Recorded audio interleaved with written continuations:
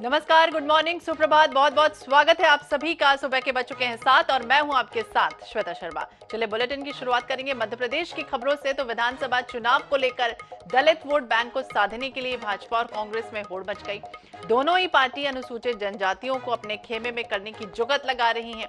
हाल ही में प्रधानमंत्री नरेंद्र मोदी ने सागर में, आपको भी याद होगा, संत रविदास मंदिर का भूमि पूजन किया। तो वहीं अब कांग्रेस के राष्ट्रीय अध्यक्ष मल्लिकार्जुन खड़गे खुद अपनी जाति को साधने के लिए सागर पहुंच रहे हैं। आइए दिखाते हैं खास रिपोर्ट।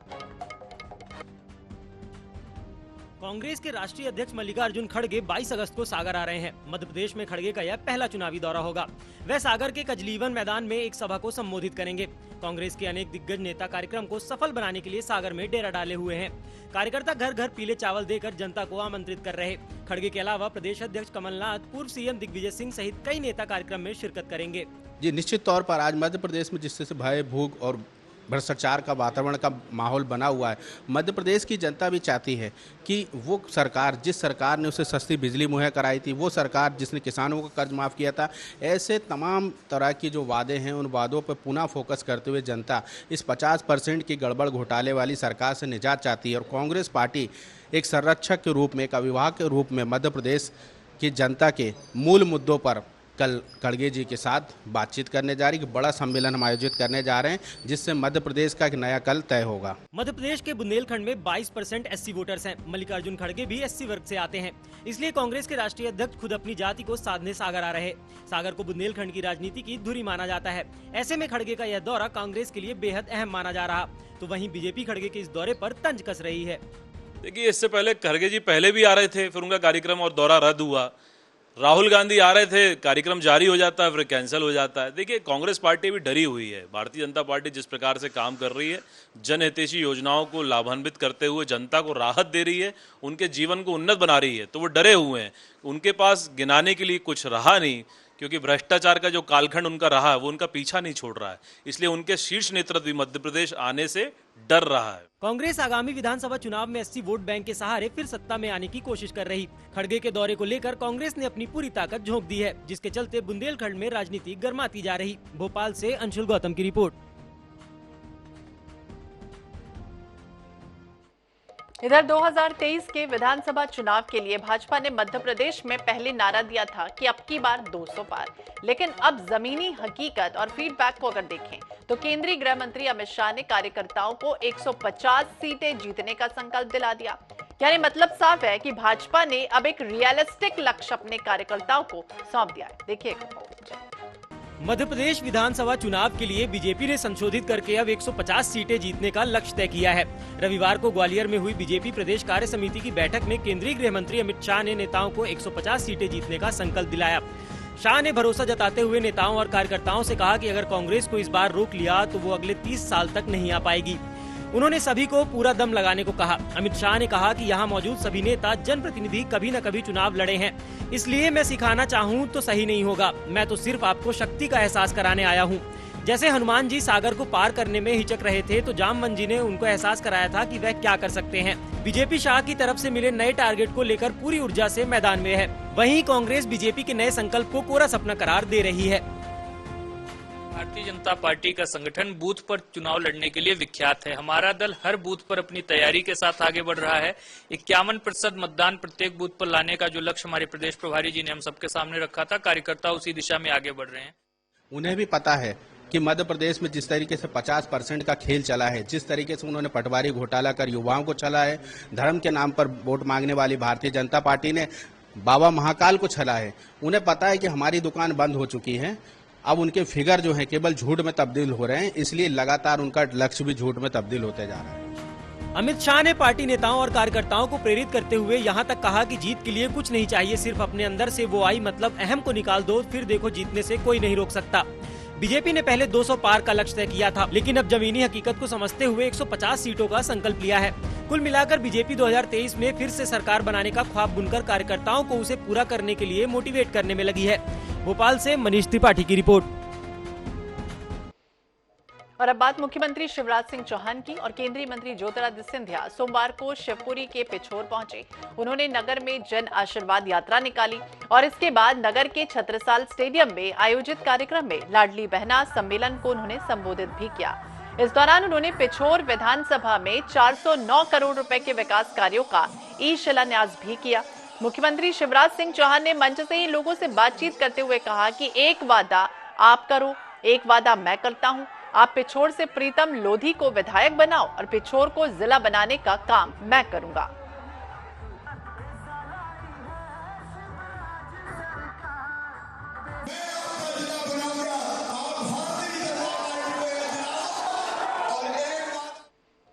मध्य प्रदेश में 2023 के विधानसभा की सुगबुगाहट तेज हो गई। वहीं भाजपा ने गुजरात के विधायकों को धार जिले की विधानसभा सीटों पर तैनात भी कर दिया। गंदवानी विधानसभा सीट पर गुजरात के आनंद से विधायक योगेश भाई शाह को जिम्मेदारी सौंपी गई है। उन्होंने यहां पर पार्टी पदाधिकारियों की बैठक ली। वहीं INS 24/7 से खास बातचीत में उन्होंने ये कहा कि इस बार हम गंदवानी विधानसभा में भी भाजपा का परचम लहराएंगे। भाजपा विधायक योगेश भाई शाह से खास बातचीत की धार के हमारे सहयोगी लोकेश चौहान ने। मध्य प्रदेश में चुनावी आगाज हो चुका है।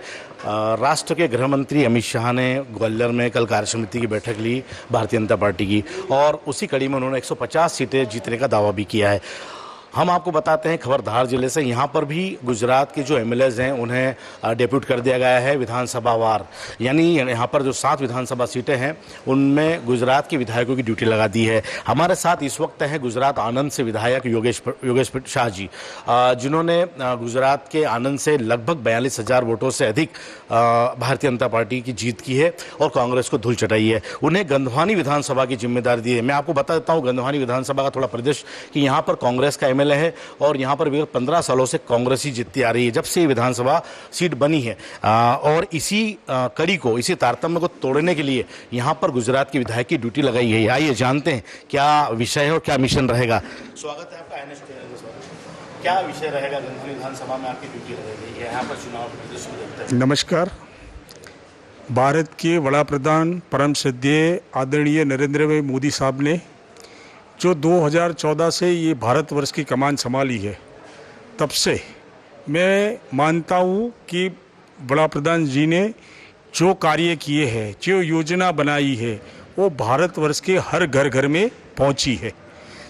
ये योजना से पिछड़ा वर्ग, आदिवासी समाज, दलित समाज या कोई भी समाज हो, जिनके पास सबसे ज़्यादा योजनाएं पहुंची है, तो आज भारतीय जनता पार्टी जब मध्य प्रदेश में चुनाव लड़ने आई है और ख़ास करके गंधवानी सीट में हम लोग आए हैं, तो गंधवानी के जो मंडल है, संगठन की शक्ति है, इनको जोड़ के हम यहाँ भारतीय जनता पार्टी का उम्मीदवार को जिताने इकट्ठा हुए हैं।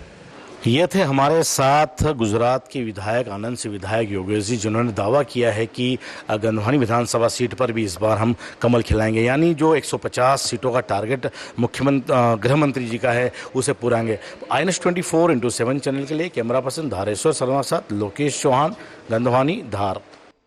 तो केंद्रीय गृह मंत्री अमित शाह के ग्वालियर दौरे के बाद मध्य प्रदेश भाजपा पूरी तरह से चार्ज हो गई। शाह के दौरे के दूसरे दिन ग्वालियर में भाजपा की बड़ी बैठक आयोजित हुई, जिसमें पार्टी की जन आशीर्वाद यात्रा को लेकर मंथन भी हुआ।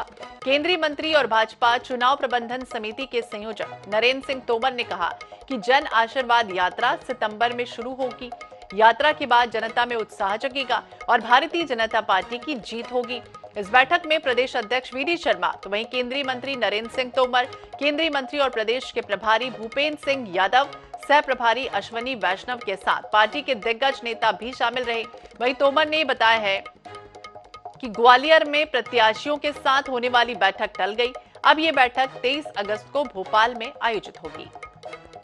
विधानसभा चुनाव की दृष्टि से विधानसभा क्षेत्र के सम्मेलन पूरे राज्य में संपन्न हो रहे थे, जिसमें से लगभग 210 से अधिक हो गए हैं।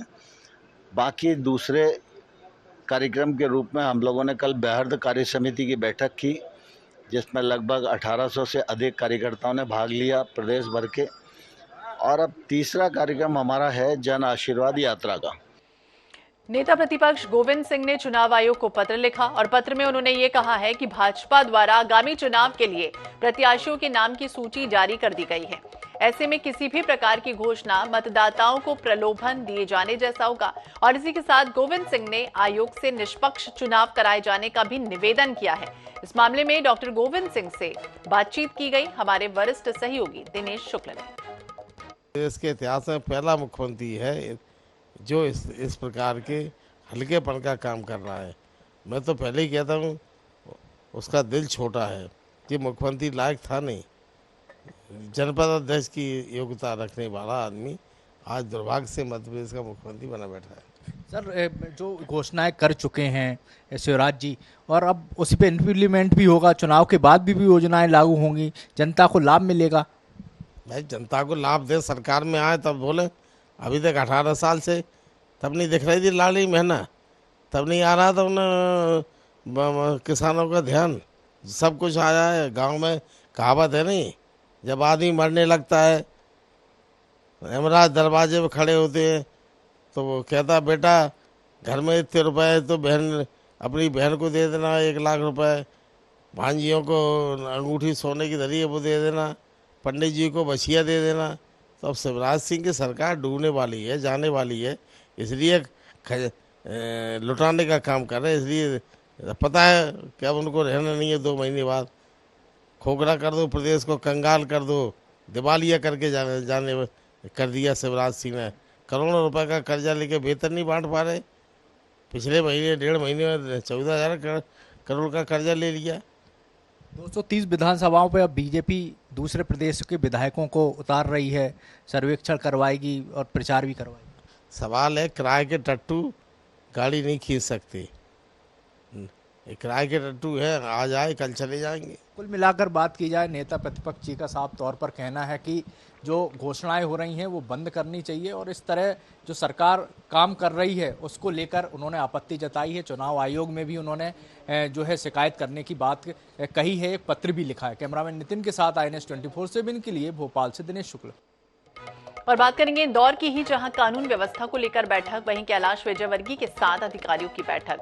रेसिडेंसी कोठी की बैठक में बड़ा फैसला भी हुआ। शहर में बंद नहीं होगा नाइट कल्चर। ये भी कहा गया कि अब शहर में नाइट कल्चर को बंद नहीं करना होगा। शहर में पुलिस की जो गश्त है वो लगातार बढ़ाई जाएगी। कलेक्टर इलैया राजा टी ने INS 24/7 से ये कहा कि हम रिव्यू कर रहे हैं। देर रात चलने वाले बार पब की भी निगरानी की जाएगी। तो शहर में पुलिस गश्त बढ़ाई जाएगी। कलेक्टर इलैया राजा टी ने INS 24/7 से खास ये भी कहा कि हम रिव्यू कर रहे हैं, लेकिन जो नाइट कल्चर है इंदौर का वो उसे बंद नहीं किया जा सकता। देर रात चलने वाले बार पब की भी निगरानी हालांकि की जाएगी।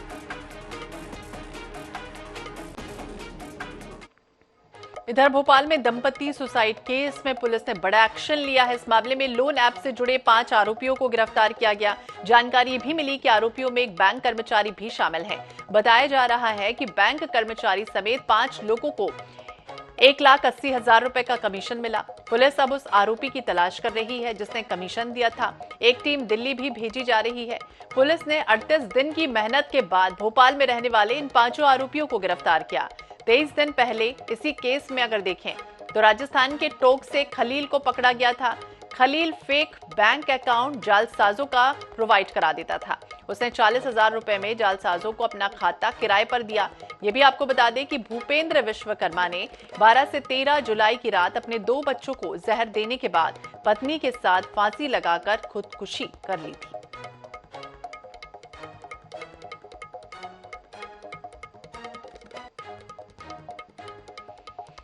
इधर NIA ने ISIS मॉडल मामले में बड़ा एक्शन लिया है। आतंक फैलाने की साजिश रचने वाले एक और आरोपी कासिफ खान को गिरफ्तार किया गया। कासिफ खान ISIS की विचारधारा से प्रेरित था और अपने 3 सहयोगियों के साथ मिलकर गतिविधियां संचालित कर रहा था। कासिफ खान के तीनों साथियों को NIA ने 29 मई को गिरफ्तार किया। कासिफ खान भोले भाले मुस्लिम युवाओं का ब्रेन वॉश करता था और ISIS में शामिल होने के लिए उकसाता भी था। राजधानी आतंकियों का गढ़ बनता जा रहा है। ये हम नहीं बल्कि देश की सबसे बड़ी जांच एजेंसी NIA कह रही है, क्योंकि 29 मई को NIA की टीम ने जबलपुर में अपनी एक बड़ी कार्रवाई की थी जिसमें उन्होंने सैयद मामूर और अली मोहम्मद आदिल खान और मोहम्मद शाहिद खान को गिरफ्तार कर अपने साथ दिल्ली ले गई थी और उनसे पूछताछ के बाद एक बार फिर एनआईए की टीम दोबारा जबलपुर पहुंची और यहां से कासिफ खान नामक युवक को पकड़कर अपने साथ ले गई, जिसके बाद बाकायदा एनआईए ने एक प्रेस नोट रिलीज कर उन्हें आईएसआईएस से जोड़ने के लिए प्रोत्साहित करता था कासिफ खान, ये कहकर उन्होंने कासिफ खान को गिरफ्तार किया है। इतना ही नहीं, देश में अब तबाही फैलाने वाले प्रतिबंधित आतंकवादी संगठन आईएसआईएस की विचारधारा भी कासिफ खान रखता था और यही कारण है कि वह देश की सबसे बड़ी जांच एजेंसी के हत्थे चढ़ गया है। और अब देखना ये होगा कि आने वाले समय में एनआईए की जो टीम है क्या बड़े नए खुलासे यहाँ पर करती है। जबलपुर से INH न्यूज़ के लिए फतेह सिंह। बात करेंगे मंडला की, जहां हजारों छात्र छात्राओं ने रानी दुर्गावती स्मारक के पास एग्जाम नहीं होने की वजह से यूनिवर्सिटी के खिलाफ प्रदर्शन किया। साल 2020 से 2023 तक को देखें तो इन छात्र छात्राओं के एग्जाम ही नहीं हुए, जिसकी वजह से भविष्य के साथ साथ आर्थिक रूप से भी कमजोर हो रहे हैं। एग्जाम नहीं होने की वजह से छात्रों को स्कॉलरशिप भी नहीं मिल पा रही थी। 2020-21 और 21-22 के छात्र हैं, पैरामेडिकल के हैं और नर्सिंग विभाग से हैं। सर हमारे पेपर नहीं हो रहे हैं, एग्ज़ाम के लिए डेट आती है कैंसिल हो जाती है। नर्सिंग एवं पैरामेडिकल की परीक्षाएं नहीं हो रही, 3 साल हो गए। किसी भी परीक्षा में डेट निकलती है और कैंसिल कर दिया जाता है। हमें सब यूनिवर्सिटी के द्वारा यही कहा जाता है कि एग्जाम ली जाएगी, आज तक नहीं ली। इधर प्याज के दामों में गिरावट के बाद में बड़ी संख्या में किसान पोलाई कला मंडी पहुंचे। दरअसल हुआ ये कि केंद्र सरकार की ओर से प्याज के निर्यात पर 40% टैक्स बढ़ा दिया गया, जिसके बाद 15 गांव के किसानों ने पोलाई कला मंडी में हंगामा किया और केंद्र सरकार के खिलाफ जमकर नारेबाजी की गई। अब इसी के चलते पोलाई कला सब्जी मंडी को अनिश्चितकाल के लिए बंद कर दिया गया। के साथ ये बहुत बड़ा अन्याय हो रहा है किसान के साथ। ये मैं केंद्र सरकार को काफ़ी सालों से हम देखते आ रहे हैं कि केंद्र सरकार ने पिछली बार भी एकदम से निर्यात रोक लगा दी थी पिछली बार, जिसमें काफ़ी दाम नीचे गिर गए थे किसानों के प्याज के। और इस बार भी केंद्र सरकार ने 40% टैक्स लगाया, तो ये भी बहुत बड़ी घटना मतलब इसने सरकार ने की हमारे किसानों के साथ में। ऐसी समस्याओं का सामना हमेशा करना पड़ेगा। अगर आज इकट्ठे नहीं हुए तो सभी को इस समस्या का सामना पूरी तरह करना है। और अगर किसानों को अगर बचने के अगर आप चाह रहे हो इस समस्या से, तो सब सहयोग करें।